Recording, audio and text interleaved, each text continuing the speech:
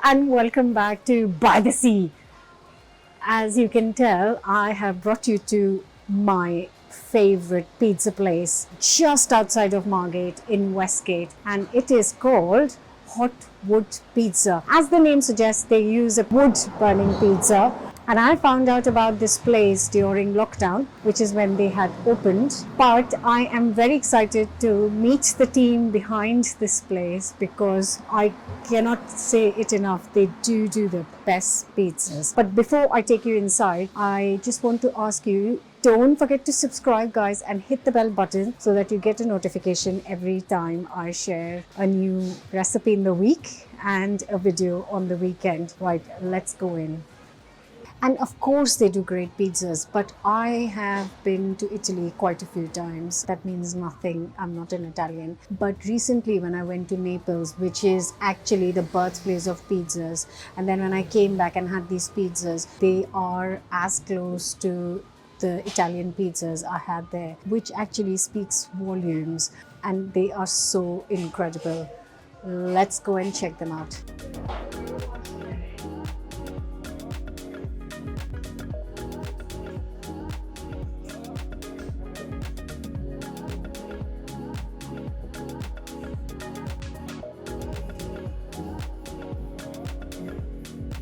Thank you so much for letting me into your kitchen. Oh, you're welcome. I'm Matt. I'm the owner of Hotwood Pizza in Westgate. We opened in 2019, right at the start of the pandemic. No, 2020, sorry. So yeah, we opened 5 weeks before lockdown, and obviously had to shut, which was kind of really scary because obviously we invested so much into the business and the building. But luckily, because we do pizza, we could take away, and we just did takeaway straight out the door. So people pre-ordered, and we did it. And luckily, we the local people in the market carried us through it. So what made you decide opening this Hotwood Pizza? It's a pizza. So I've been done hospitality now for about 25 years. I previously had a restaurant in Broadstairs, and I sold that 2016. Yes. And then it carried on for a few years with different owners, and 11 years I was there. Wow. So even more of a surprise that from Beans, which was more of a dine-in drink place. Pizza, why pizza? I just really enjoyed it. I mean, you know, everyone loves pizza. I wanted to do something that was one concept, relatively simple. So whatever we do comes out of this oven and this oven only. Apart from that, we have one induction hob where we might, cook a marinara sauce or something like that. So yeah, keep it simple and obviously make it the best we can. Do you know what I mean? With pizza, there's no way to kind of hide. So we invested a lot of time and effort into that. Buy the best tomatoes you can. Buy the best mozzarella you can. So yeah, it's a sourdough. So I suppose why we chose sourdough over maybe a fresh yeast version was the sourdough's been sort of around thousands of years. So the idea of, creating a starter culture or mother, keeping that alive, keeping that fed, and then obviously that comes through in the whole fermentation process. Everything about it's just more interesting. Do you know what I mean? Yeah, I mean ultimately it's about what does it taste like, and the flavour. I don't think you can beat it. You get that slight tang in the dough. Dough still stays chewy but crispy. I mean, we constantly tweak our dough. We're constantly tweaking the hydration levels and everything else about it, depending on time of year. Really? Humidity, temperature. Yeah. It's a constant learning curve. Tweaking. Why has it done this? Why has it done that? You are quite happy with how it has been the last few years. Kind of post-pandemic, I think, wasn't it? That was a fantastic year. Everyone was back out, and people were sort of desperate to get back out again. So that was great. Since then, it's been. I mean, I won't lie. Cost of living has been difficult. I mean, the biggest hardest thing come post-pandemic was lack of staff. It's like we lost all the kind of slightly older generation hospitality staff, the sort of mid-20s up into their 30s. All those people just kind of disappeared. So that's been a real challenge. And also being in a seasonal town where your labour requirements go up in the summer and then down in the winter. Trying to find extra staff when everyone else is doing the same is always difficult. Yeah. So obviously. Cost of living has had an impact in the fact that people aren't eating out probably quite as much as what they were, and just rising costs. I mean, our utilities have gone sky high. Yeah. Well, we always try, that's the other thing about what we do on pizza, we try and buy as much local produce as we can. There's some things that we still buy from Europe, such as our prosciutto ham, our tin tomatoes. You can't get decent tomatoes in this country, unfortunately. But all our cheese is made now in this country by Italian suppliers that that do it here. So yeah, all our mozzarella comes from London, our gorgonzola comes from London, our pepperoni is from Cobble Lane in London. So that, I mean, it's just the quality's superb. So that's why we use it. Yeah, it's. I mean, at the moment it's all right. It's good. We're kind of diversifying what we do, and by the end of the year, we're going to launch that retail, and so we're just working on the packaging now. Yeah, really exciting. Yeah. So, I mean, last week we did about 900, I think. So it's another side of the business which is interesting and kind of just helps us diversify slightly from just, you know. So this is just semolina. We buy all of our semolina and our flours from Shipton Mill. The first tray of dough has been brewing for 1 day, and this second row has got dough that has been brewing for 2 days, and it doesn't look very different, but it has just been taken out of the fridge 2 hours before.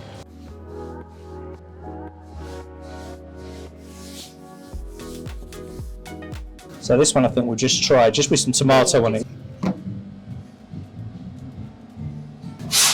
We can run this oven on gas or wood. Today we're running it on gas.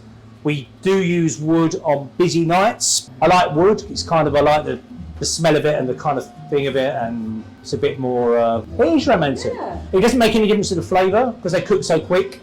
Oh, they cook in like, no, they're cooking, because they're cooking in 60 to 80 seconds. Okay. You don't get any of the wood flavours in the dough. People say you do, but you don't. We tested it numerous times. If you're slow cooking in that oven, okay, then wood would make a big difference. Which one is your best-selling pizza? Pepperoni. Okay. So that is your margarita. So this is margarita, yeah. I would have thought this would be even more popular. Then we're going to add some basil. This is probably our hardest ingredient to source, basil. You get decent basil. I don't know how you find it. And then we're using this kind of low moisture mozzarella or fior di latte. Okay. So we changed it from the kind of fresh balls to this.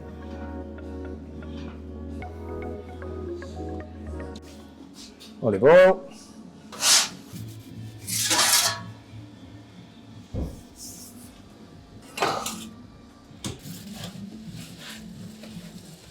Once it's in, you can't really leave from here, can you? No, you can't go for a toilet break, put it that way, no. You kind of got to stay on it. On a busy night, we kind of have one person over there opening out, topping, and there's someone permanently on the oven, yeah. And then we kind of swap over halfway through the evening because it gets a bit hot, do you know what I mean? So we're getting some quite nice, what we call lepidin on the dough, which is obviously the fermentation inside the dough sort of coming to the surface. Got a nice bit of char on the bottom that gets at a nice temperature. I'm probably going to take that about there. I think we're probably about there on that. One more up in the top. There we go. Okay.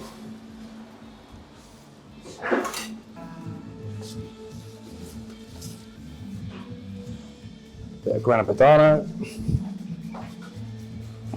Nice little crispy. Yeah. Yeah?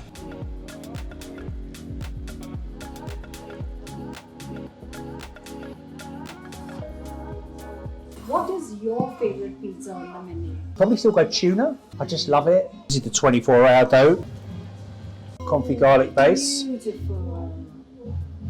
So that's just confit garlic, double cream, sea salt, bit of fresh garlic, and that's it. This is taleggio.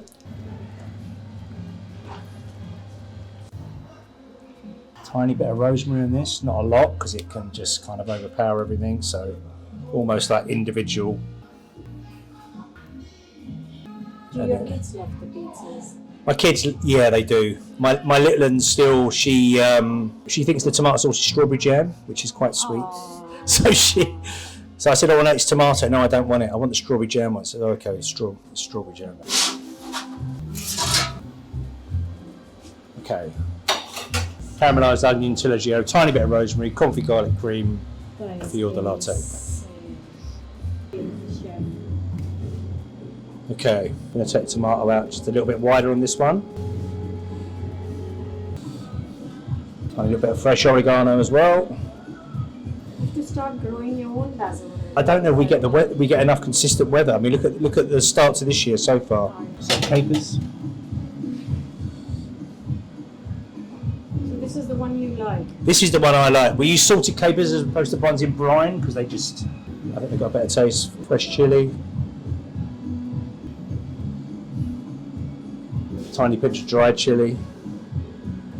Take a little bit of the oil off.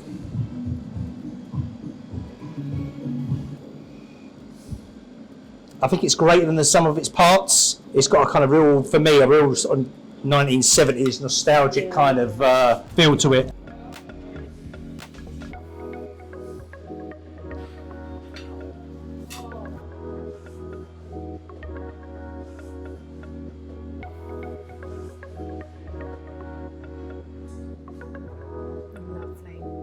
So the pizzas are all out. They all smell incredible. Obviously the margarita is what the margarita is, but the tuna and the fish and the garlic with the caramelized onions is what is calling out my name, and I am going to tuck in and try these. Okay, I am going in for the tuna chili pizza because that's what is screaming out my name. That is so unbelievably good. What I find, if you had this size pizza anywhere else, you could really feel heavy. Whereas because it's sourdough, it doesn't feel extremely heavy or kind of sits on your tummy. So that's just a plus point. Plus it tastes even better with sourdough. It's the simple flavors and great dough that makes it outstanding. And I'm just going to go in for the garlic and onion, two of my favorite ingredients ever to exist.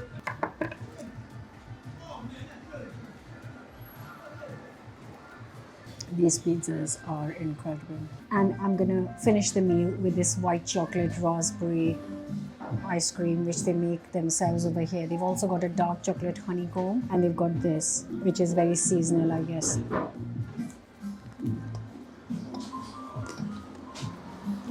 That sharpness of the raspberry with the sweet white chocolate, so good. I am now gonna sit down and enjoy these pizzas while they're still warm and not stone cold. I really hope you've enjoyed this episode. You can find this place very close to Margate. It's the next station from Margate in Westgate, and it is 110% worth traveling for. So if you are by the seaside, then definitely check them out. And I'll be back in my kitchen next week cooking something delicious for you as always. So I'll see you then. Don't forget to subscribe and hit the bell button.